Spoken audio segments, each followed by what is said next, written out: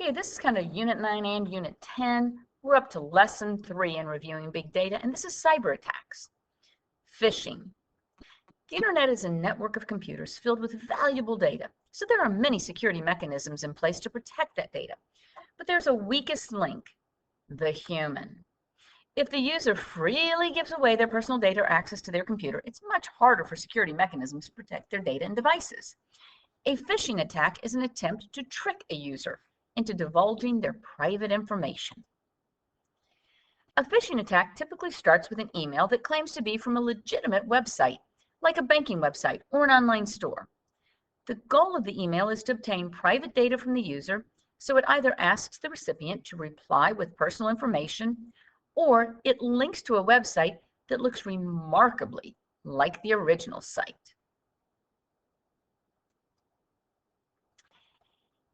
If you are, I'm going to make this bigger so that you can actually read it. There we go.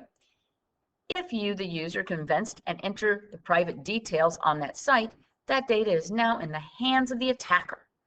If the user filled in login details, they can then use those credentials to log in to the real website. Or if the user provided credit card details, they can now use the credit card to make purchases anywhere. Suspicious emails. Phishing emails will often come from addresses at domains that don't belong to the legitimate company.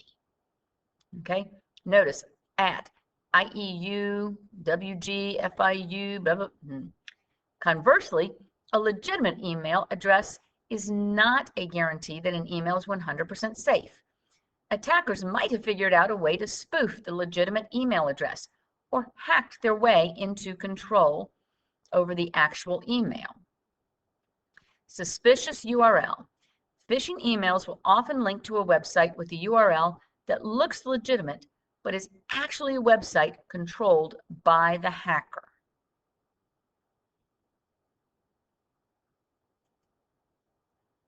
Attackers use a variety of strategies to make tempting URLs. Misspellings of the original URL or company name, for example, goggle.com instead of google.com.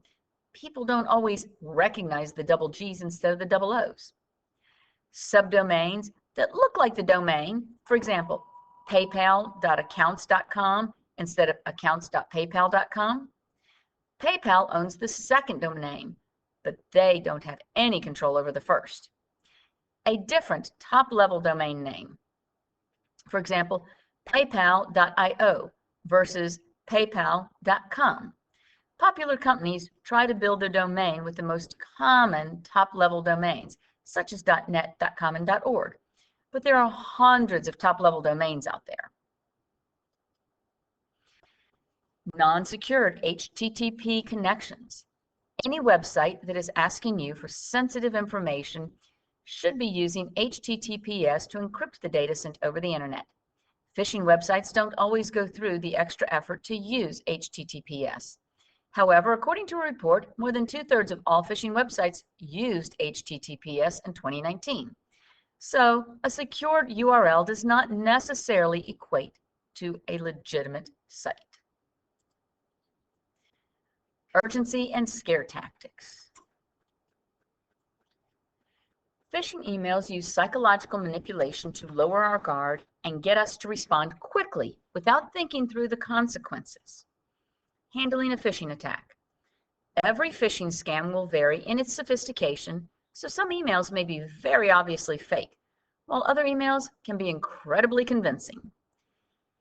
If you ever suspect an email is a phishing attack, do not click on any links or download any attached files. Find another way to contact the supposed sender to see if the email is legit. If the email is from a company, you can search online for their phone number. If it's from a friend or a colleague, you can message them or give them a call. If you have a company, a credit card that says that you need to update payment information, don't click on a link. Use the phone number on the back of your credit card. Go directly to the URL that you know that you have available to you. Don't click on the link. Rogue access points.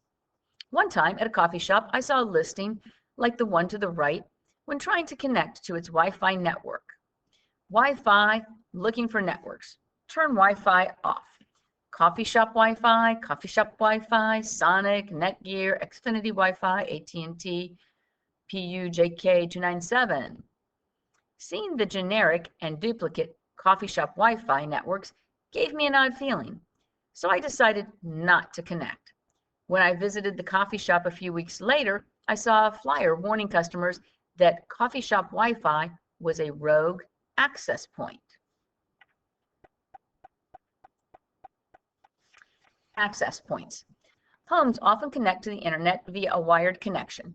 Imagine that you couldn't place a wire in your computer's room. How else would you connect to the internet? Well, you can use an access point. Access points connect to the internet via a wired connection, but share it wirelessly with many devices like your computer. You can think of access points as translators between the languages of wireless and wired signals. If you're wondering why you've never heard of access points, but have heard of routers, it's because most routers include access points. Routers are responsible for transporting packets, not for providing wireless internet access. Rogue access points. A rogue access point is an access point installed on a network without the network owner's permission. Why is that bad? Well, if an attacker owns the access point, they can intercept the data, example, personally identifiable information, flowing through the network. This is why the coffee shop provided the warning to its customers. They wanted to stop an unauthorized access point on their network from intercepting data. Passive interception. In passive interception, a rogue access point can read your data, but cannot manipulate it. If you connect to a network with a rogue access point and enter your password on a site over HTTP, the rogue access point can actually read your password. Okay? So, legitimate access point, what actually happens? Notice they both wind up over here at the server. Active interception. In an active interception, a rogue access point can also manipulate your data. They can read the incoming user data, modify the data however they want, and send the modified user data to the destination endpoint. For example, if a user visits a banking website and tries to deposit money into an account, a rogue access point can redirect the deposit to an attacker's account. So account ID 25, account ID 25, I'm going to put it into account 12. Whoops. Malware. Malware is malicious software. This is software that is unknowingly installed into a computer. Once it's installed, malware often tries to steal personal data or make money off of the user. Fortunately, there are multiple ways that users can protect their computing devices and networks. The kinds of malware that are out there. First, we have the Trojan horse. This is a harmful program that masquerades as a legitimate program and is often downloaded onto computers by unknowing users. Once the user runs the program, it can start inflicting its damage. A virus. This is a self-replicating code. It contains code that copies itself onto other files on the system. Viruses may hide in the code of a legitimate program. A worm. This is also self-replicating, but it copies itself into entirely different computers within the network. It can travel along networked protocols such as email, file sharing, or instant messaging. Many worms don't take any harmful action besides replicating themselves, but even those worms can disrupt a network by hogging bandwidth. The most dangerous malware uses all three techniques, such as the I love you worm that infected over 10 million personal Windows computers in the year 2000. Here's how it worked. The Trojan phrase. First, a user opens up an email with the subject line, I love you in the email. Application, Outlook. They excitedly discover a love letter for them and download the attachment. However, the love letter is actually executable program. The virus phase.